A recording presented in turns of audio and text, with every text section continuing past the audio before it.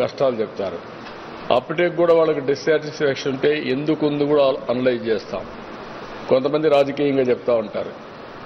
వాళ్లకు మనం పెన్షన్ తీసుకున్నా ఏది ఇచ్చినా కరెక్ట్గా చేసినా వాళ్ళు తప్పుగానే వినపడొస్తుంది. అది కరుడు కట్టినటువంటి కొంతమంది వైఎస్ఆర్ కాంగ్రెస్ కార్యకర్తలు నాయకులు ఉంటారు. అవి కూడా అనలైజ్ చేసుకుంటాం. అంటే మా ఉద్దేశం ఎక్కడా మిస్లీడ్ కాకుండా ప్రజలకు న్యాయం చేయడానికి, అదే సమయంలో ఎవ్వరికి ఇబ్బంది లేనటువంటి సుపరిపాలన ఇవ్వడానికి. ఒక పక్క మా దగ్గర ప్యాడీ ప్రొక్యూర్మెంట్ ఉంది. ఇక్కడ ఏ పార్టీ అని వివక్ష చూపేయం. అది కూడా చాలా సిస్టమేటిక్గా ప్రొక్యూర్మెంట్కి వస్తే నేరుగా రైతు భరోసా కేంద్రం నుంచి టైం ఇవ్వడం, వాళ్ళ శాంపుల్ తేవడం, టెస్ట్ చేయడం, అక్కడి నుంచి ప్రొక్యూర్ చేయడం, రైస్ మిల్ పంపేయడం, ఇవన్నీ కూడా అక్కడ తేమ శాతం ఇవన్నీ చేసుకొని చేస్తారు.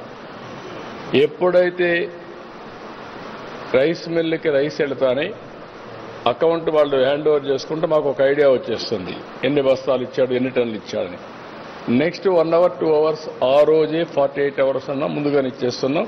వాళ్ళ బ్యాంకుకు అకౌంట్లో డీబీటీ వెళ్ళిపోతుంది, డైరెక్ట్ బెనిఫిట్ ట్రాన్స్ఫర్ స్కీమ్ వెళ్ళిపోతుంది. దీనివల్ల వాళ్ళకి ఎక్కడా ఇబ్బంది ఉండదు. ఇది చేసినప్పుడు కూడా టెక్నాలజీ కూడా చెక్ చేసుకుంటున్నాం, ఆడిట్ చేసుకుంటున్నాం, మళ్ళా IVRS తీసుకుంటున్నాం.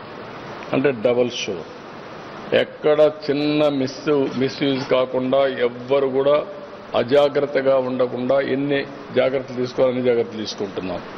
ఇప్పుడు కూడా దీంట్లో కూడా ఒక 5-10% మమ్మల్ని మిస్లీడ్ చేయాలని ప్రయత్నం చేస్తే అది కూడా అధ్యయనం చేసుకొని ఓకే వీళ్ళు వెళ్తే వదిలేస్తాం.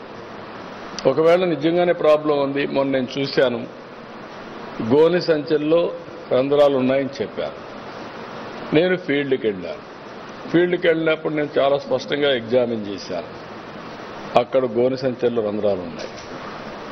రంధ్రాలు ఉన్నాయంటే ఆ కన్సర్న్ రైస్ మిల్ ఎవరైతే వాళ్ళు డ్యూటీ చేయాలో వాళ్ళు ఫెయిల్ అయ్యారు. రైస్ మిల్లర్ డ్యూటీ ఏంటి? గోనె సంచులు బాగుండే సంచులు ఇవ్వాలి. ఆయన తక్కువ ఇస్తే తీసుకోడు. సంచులు గోనె సంచులకు రంధ్రాలు ఉంటే ఏమవుతుంది? దారంతా కారుకుంటూ వస్తాయి, లీకేజెస్ అవుతాయి. అది ఎవరి డబ్బులు? అది రైతు డబ్బులు. ఇలాంటి కొన్ని ఫీడ్బ్యాక్లు పర్ఫెక్ట్గా వస్తున్నాయి. నేను అందుకే ప్రజలందరినీ కోరుతున్నా. నేను 5 సంవత్సరాలు తెలుగుదేశం పార్టీలో అనేక సర్వేలు చేశాను. నేను ఎప్పటికప్పుడు అవర్స్ టుగెదర్ కూర్చొని అధ్యయనం చేశాను. అందుకే రైట్ పర్సన్కి రైట్ పొజిషన్లో వెళ్ళడానికి ఇంకా ప్రయత్నం చేస్తూనే ఉన్న, సిస్టాన్ని ఇంప్రూవ్ చేసుకుంటూ ప్రయత్నం చేస్తున్నాను. అదే సమయంలో ఇప్పుడు గవర్నమెంట్లో కూడా ఆర్టీజీఎస్ తరఫున టెక్నాలజీ అంతా కూడా ఇచ్చేసి వేరియస్ సర్వేసే కాకుండా ఫీడ్బ్యాక్ తీసుకుని మెరుగైన సేవలు ఒక సుపరిపాలన ద్వారా ఏ విధంగా అందించాలో అన్ని అందిస్తాం. ఈరోజు మీరు చూస్తున్నారు, ల్యాండ్ ఇష్యూస్ ఎక్కడెక్కడి నుంచో వచ్చేసారు.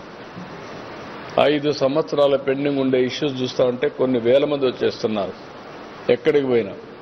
అంటే దీన్ని పరిష్కారం చేయాలి.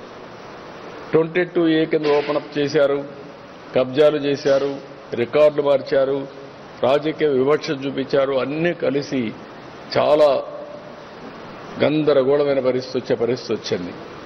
ఇది నాకు ఒక 4-5 నెలలు పడుతుంది. రెవెన్యూ సదస్సులు అయిపోతున్నాయి, రికార్డు ఎస్టాబ్లిష్ చేస్తున్నాం, సర్వేలు చేశారు, సర్వేల్లో మళ్ళా తప్పులు చేశారు, మళ్ళా రీసర్వే చేయాలి.